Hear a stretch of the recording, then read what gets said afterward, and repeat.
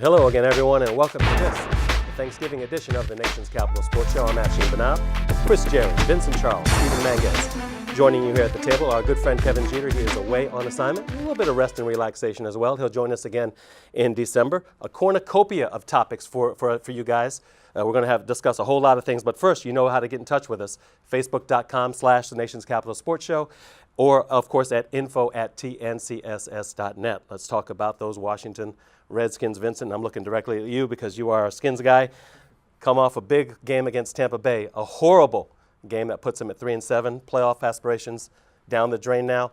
Where do we look at this team? What do we need to do? What has to happen for this team to improve the rest of the way and then into next season? Because coaches are coaching for their jobs, players are playing for their jobs. I think it's an evaluation period once again for the Redskins. Two key injuries today in the offensive line really hurt the Redskins. RG3 being sacked 6 times. The offense just couldn't get it going.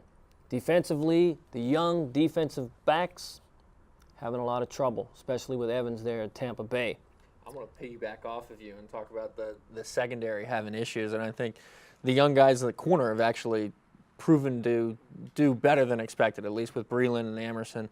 But I'm going to stick with it and go with the coaching as well in the defense. Haslett, who's a guy that personally I've been kind of calling for his head as soon as they hired him, when they hired him the first time originally, and somehow he managed to stick around after a coaching regime change and Gruden gets hired. I don't know how he was the lone piece that remained after a Redskins defense was near the bottom of the league, and it looks like they're going to end there again, and they really didn't do anything to address safety, which seems to be like the most important position in his blitzing defense that leaves you left hanging and dry, which you certainly saw today with Mike Evans tearing him apart. Yeah, Ryan Clark, he's one of the most experienced players in the league, and he looks like a rookie out there sometimes. Chris, what about Robert Griffin III? How much blame does he have? I agree with Stephen on the Jim Haslett part. I think that his time has come and gone now, and they do need to move on defensively. But what about Robert Griffin III? Do you think, as an objective, non-Washington Redskins fan, that he is the man that can lead this team? Or is he injury prone? Well, he's injury prone. I'm not sure that he is the quarterback to lead this team if he insists on wanting to be a pocket passer. I think if he's going to be the quarterback to lead this team for success, then I think he has to go ahead and run a lot more, similar to what he did his first year.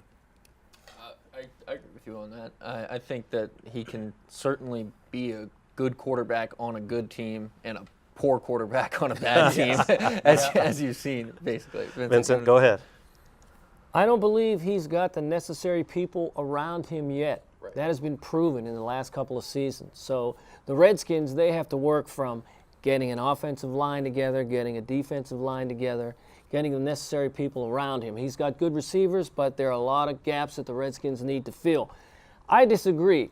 I think he needs to become more of a pocket passer because with his stature, and if you look around the league, those teams leading the league, they are not read option teams. He needs to be a pocket passer and, once again, be able to use his speed when needed. Where I would disagree with you there is, if he was a pocket passer type quarterback, yes, it would be good to be a pocket passer, but I don't think he really has the skills to be back there. I don't think he has the size, and I just think that's just something that's really not his thing. I think he needs to use his legs a little bit more. Yeah, I think he has the skill set to really kind of be either, but right now particularly his footwork is pretty atrocious in the pocket, and that's why he needs to be a read option quarterback and run out of the pocket, because his footwork within the pocket is kind of what's keeping him back, as well as the mentality on the reads and everything else. That's what's kept him back.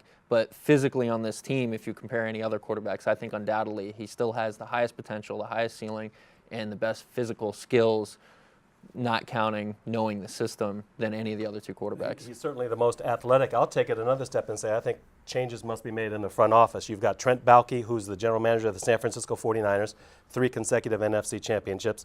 John Schneider, who's a general manager of the Seattle Seahawks. He's gone to a Super Bowl, the reigning and defending Super Bowl champion Seahawks right now, and Morocco Brown, who is now the head of director of player personnel at Cleveland, and look what the Cleveland Browns are doing.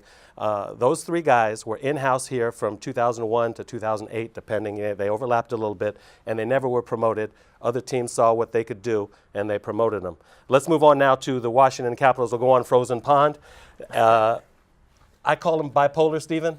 Yeah. Because they'll win 3 in a row, they'll lose 3 in a row. They'll win 5 in a row, they'll lose 5 in a row. And where are they at this point? At this juncture, they are 7-7. What say you? Yeah, they're 7-7-3. Lots of shootout games, which seems to be a trend, even going back to the Oates eras. Lots of games going past regulation, but certainly a hot and cold team right now. But I do think Trotz is on the right path, kind of sticking with his system. You just kind of got to get the players and everyone to buy into it, and things will start to work themselves out a little bit more. But it's certainly an evaluation period, both for the players and Trotz's system and for Trotz and McClellan on the players. This roster is certainly going to be different by the end of the year.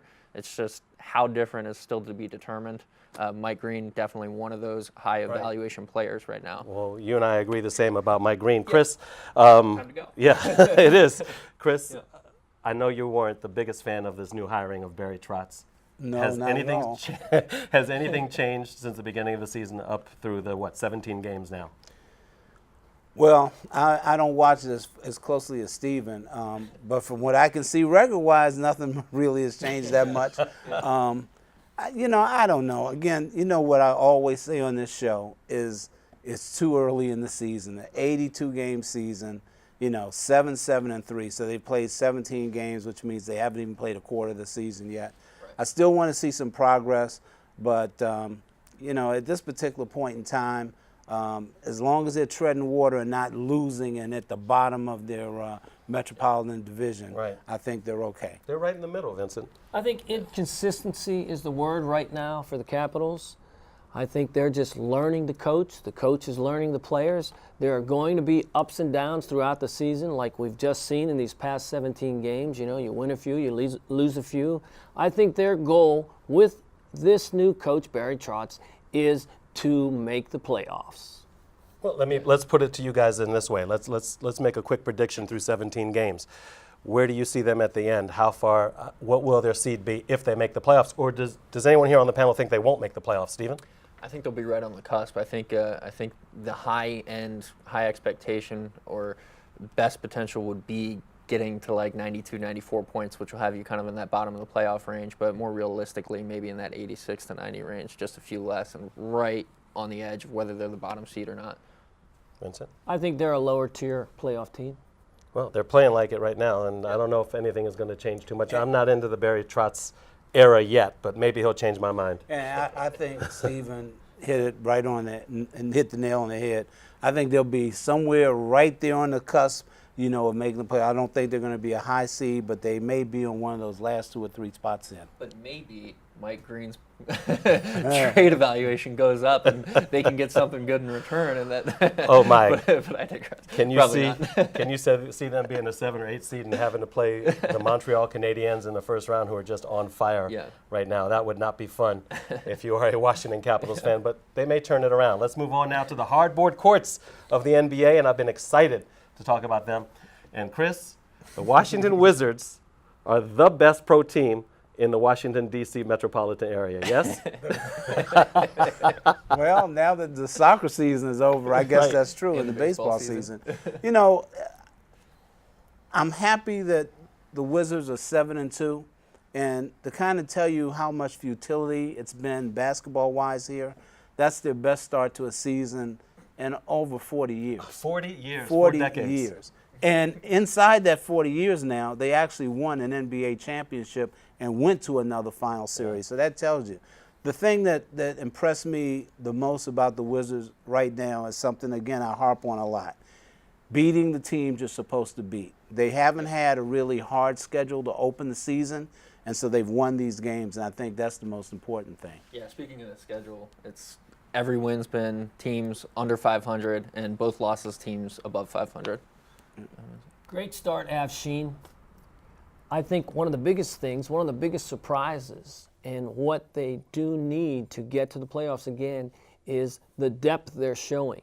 the bench has really come on early in the season. When certain guys, certain starters are not having a good game, it seems like the bench players have been able to come in and contribute. Right. What about Otto Porter now, stepping in as he has had to as the number 3 overall pick last year? Chris, are you impressed with what he's done so far? I like what I see. I'm impressed, but I like what I see, and I think it's definitely he's shown enough to show that he can be a corner piece of this team, and it should be coming back for a 3rd year. How about John Wall, Stephen? I think he's shown a lot of maturity. Yeah, and absolutely. these games that they should be winning, he has stepped up, especially the Indiana game where they won. They barely won, but he stepped up at the end, and he actually controlled the game. And there are times when he hasn't been able to control the game or didn't need to control it, and someone else did step up. But I like John Wall's maturity so far. I definitely do. I think Wall has improved upon his play from last year, and I think a lot of it actually has to do with that signing of Paul Pierce. I think he provided a lot of leadership. He immediately went to Wall and Beal, the 2 guys, and told them what they needed to do to be the elite guys. And then you're looking at Beal hopefully coming back against the Cavaliers, and then that should provide perhaps one of the best backcourts in the league. Vincent? And I was about to make that point. Let's not forget. This is all without Bradley Beal. Yeah. It is, and who knows what happens when he comes back. But let's also realize the front court has done well with or without Paul Pierce. I like what Nene Hilario has done, and I like, of course, Martin Gortat. They've both played quite well as a front court duo.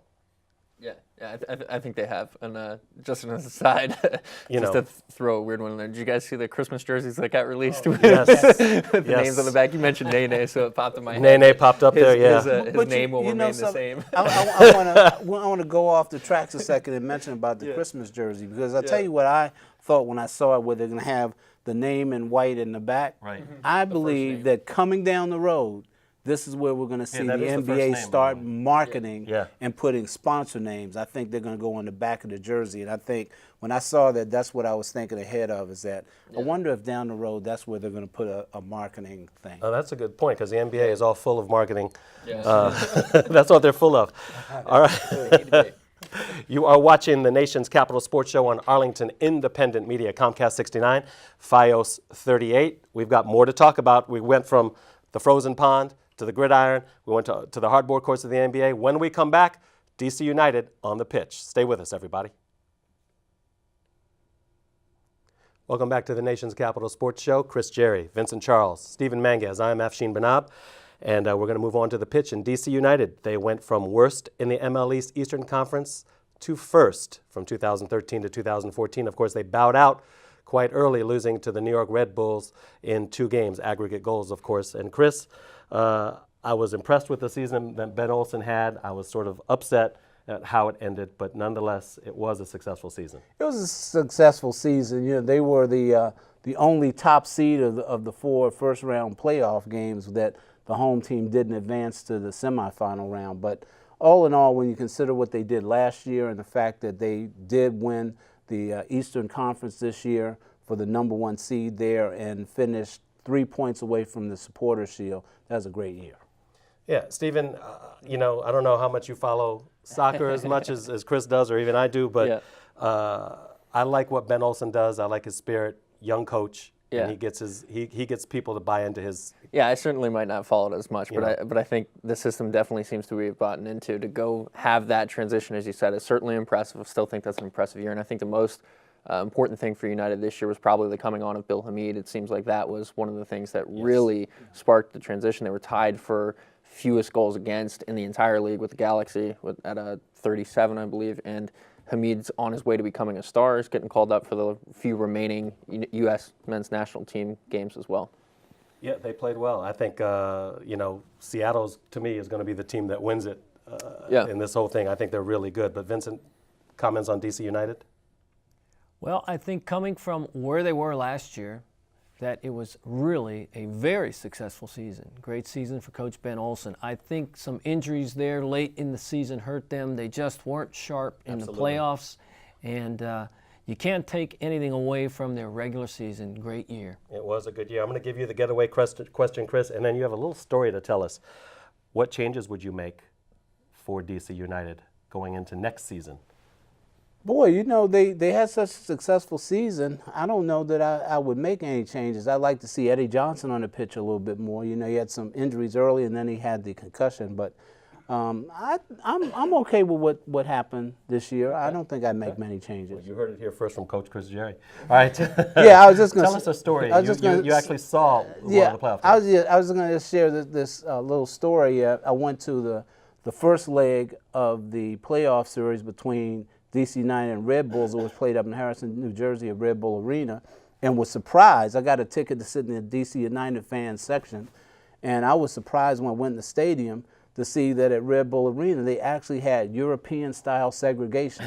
We were all put in section 220, Oh, man. and not only that, after the game was over, people in 220 could not leave until the rest of the stadium left, just like in Europe. I thought that was a bit much, but nonetheless, it was a good season for DC United, and Yeah. looking forward to next year. And before I leave this point, you know, the Red Bulls haven't won their playoff series with United. They'll play New England in the East, and it'll be the Seattle Sounders and LA Galaxy in the West, and that starts this coming weekend. I'm telling you, Seattle's going to take it. The Sounders, man. That's just my opinion. Do you think that you could see that more in MLS soccer, what you experienced in New Jersey?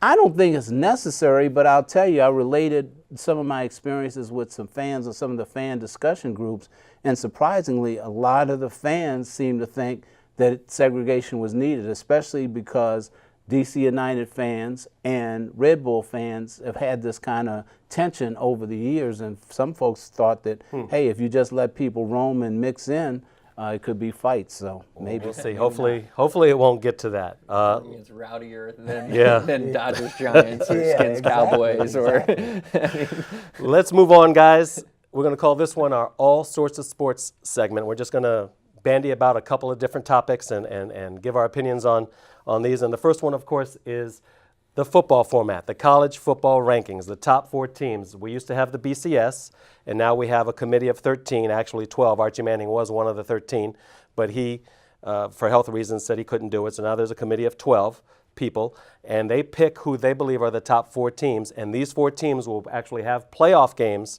in January on the field, and which will determine a national championship. The 1 seed will play the 4 seed, the 2 seed will play the 3 seed, and then, of course, the winners will meet for the national championship game. And Mississippi State was number 1. They lost to number 5, Alabama. TCU was number 4. They barely got by a very weak Kansas Jayhawk team. Yeah. The number 2 team, I know I'm going back and forth here, the number 2 team is Oregon. They had to bye. And help me out, gentlemen, the number 3 team?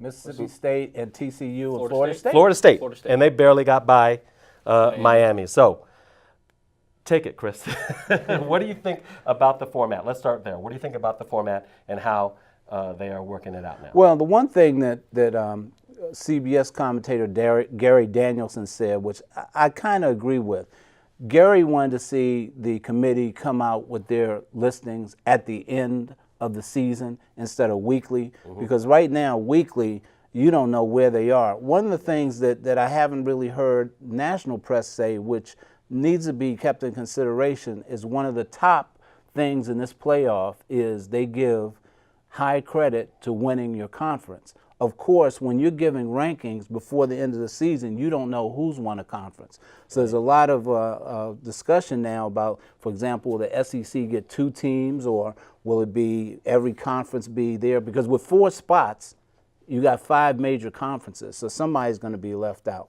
And at the end of the day, you know, I'm a BCS guy. I like the old system. I mean, in a way, to call the playoff, this is a +1 system. Call this a playoff with just 4 teams seems like a little bit much. Right. You know what? You could have taken the BCS rankings and the top 4 rankings and let those guys play it at the end of that one. Go ahead, Stephen. Yeah, I think it really boils down to a +1 system for sure, and it's unfortunate to see this year there's not an undefeated smaller school system, because that's really who it was meant to benefit when you had, you know, in previous years, teams like Boise State that had their undefeated season and didn't get the chance to play for a title and ended up in Fiesta Bowls and things like that.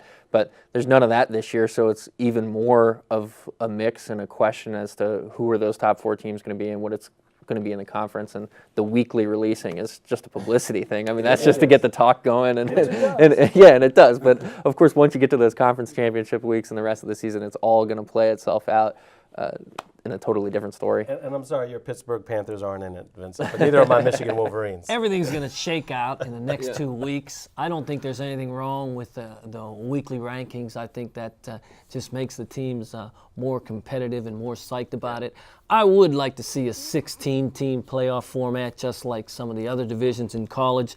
Maybe it just is going to be a couple of years of the NCAA getting their feet wet. Maybe they'll go 4 teams, then 8 teams, whatever. But like I say, it's going to shake out in the next 2 weeks. I don't think there are going to be 2 teams from the SEC. I think they're going to try to balance around the country. Well, let's see what happens. Baylor is ranked lower than TCU. Baylor beat TCU on the field, though a lot of people say it was lucky, right? They made that great comeback in the fourth quarter. So there's a lot of teams in right now. There are some on the outside looking in who could end up being one of the top 4 teams. OSU, another one. The Ohio State Buckeyes. They just beat Arizona Minnesota. State. Arizona. Well, they Another did one. lose, though. They just lost, so they probably won't.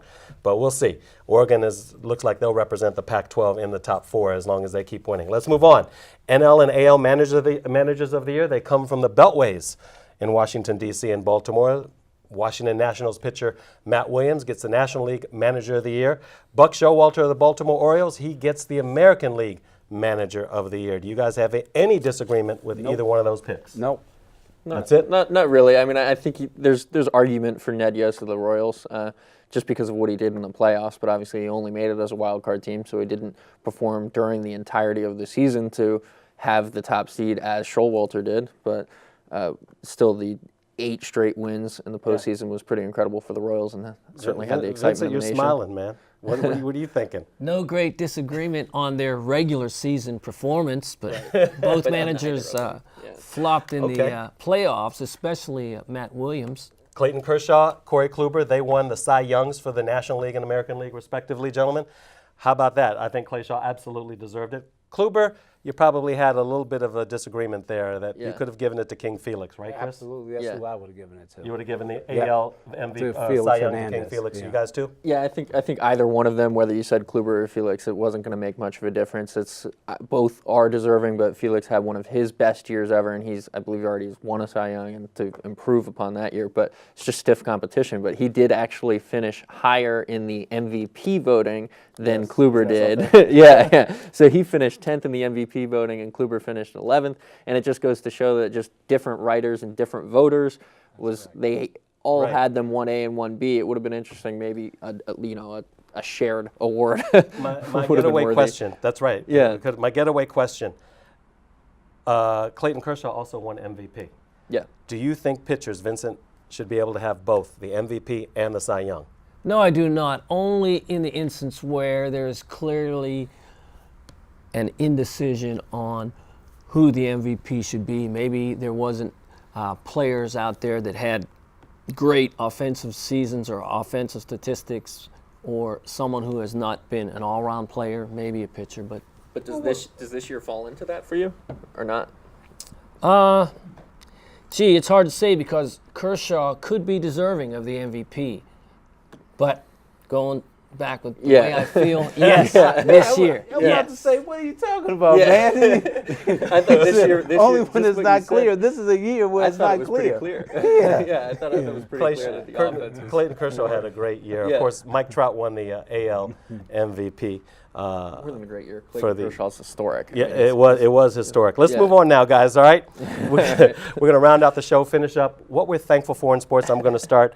I'm thankful that the University of Michigan and Dave Brandon resigned, and I'm looking forward. I'm very thankful for the basketball team. I'm looking forward to the basketball season for college basketball and see how they do. Of course, we have a friend of ours who has a son now who is now on the University of Michigan basketball team. But what are you guys thankful for, Stephen? We'll start down at your end. Well, I'm going to start pretty simple. I'm thankful just to, be in D.C. in a city where we've got all 4 major teams that I can root for year round. I can go, regardless of how much they break my heart every year and during each season, I get that chance to cry in the spring, the summer, the winter, and the fall. You keep those tear ducts out. Yeah. I think I'm thankful for Asdrubal Cabrera because if it wasn't for that move that the Nats made for him to have been able to come in and play second base and let Rendon just move on to third, that the Nationals wouldn't have had the season that they had. If we can quickly throw in a congratulations to Rendon on his season in the That was great. fifth place finish Silver in the Slugger, MVP yeah. voting, too. Yeah. Great Chris? season. I'm thankful for the technology that allows me on Saturday morning I knew he to was get gonna up, say that. turn on my computer, listen to Nottingham Forest in the morning on Saturday morning, can listen to football games on the West Coast at night from wherever I want in the United States by internet and streaming. Well, we hope you're thankful for something too out there, whether it's sports related or not. Be thankful for your family, for your friends, and you know, the holiday season upcoming. And here, everyone at Arlington Independent Media wants to wish you a happy Thanksgiving. For Chris Jerry, Vincent Charles, Stephen Manguez, I am Afshin Banab. This is the Nation's Capital Sports Show. Kevin, I've got your seat warm. You're back in December, bro. And happy Thanksgiving to you, Mr. Jeter. Stay with us for December. The Nation's Capital Sports Show, where it's always on. Have a good holiday season, everyone.